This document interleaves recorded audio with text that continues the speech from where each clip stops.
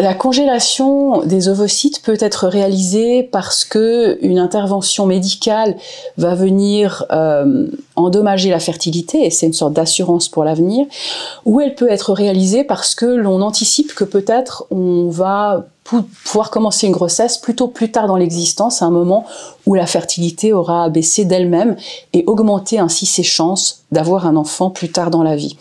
Dans le premier des cas, actuellement, le problème principal est que malgré le fait qu'il s'agisse d'une intervention indiquée médicalement, eh bien, c'est pas si clair qu'elle soit nécessairement toujours couverte par des moyens solidaires, par l'assurance.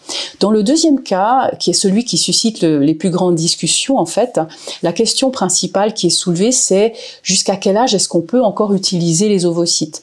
Ça ne devrait pas être la seule question, parce qu'une autre question, c'est à quel point est-ce qu'on a compris que c'est pas une vraie assurance, parce qu'en fait, même quand on congèle un bon nombre d'ovocytes, il n'y a aucune garantie qu'on pourra effectivement avoir un enfant. La fertilité humaine n'est pas aussi efficace que ça. Donc ça, il faut vraiment avoir compris avant de congeler ses ovocytes. Si on compte dessus pour avoir un enfant plus tard dans la vie, peut-être qu'on sera déçu, en fait. Il faut savoir ça.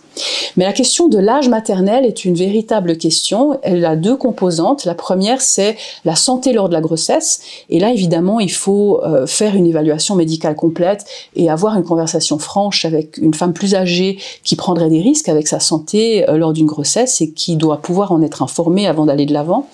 Mais la deuxième, c'est le souci que peut-être il devrait y avoir un âge limite pour être parent, en fait. Et là, il y a une représentation sociale très forte que l'âge moyen de la ménopause devrait être cette limite. C'est questionnable en fait parce que avec l'augmentation de l'espérance de vie et de l'espérance de vie en bonne santé, et bien même à un âge plus avancé, on peut remplir cette condition qui se trouve dans la loi sur la procréation médicalement assistée en Suisse, selon laquelle on a de bonnes chances de pouvoir élever l'enfant jusqu'à sa majorité, tant en termes de survie et en termes d'énergie à investir dans les soins à cet enfant.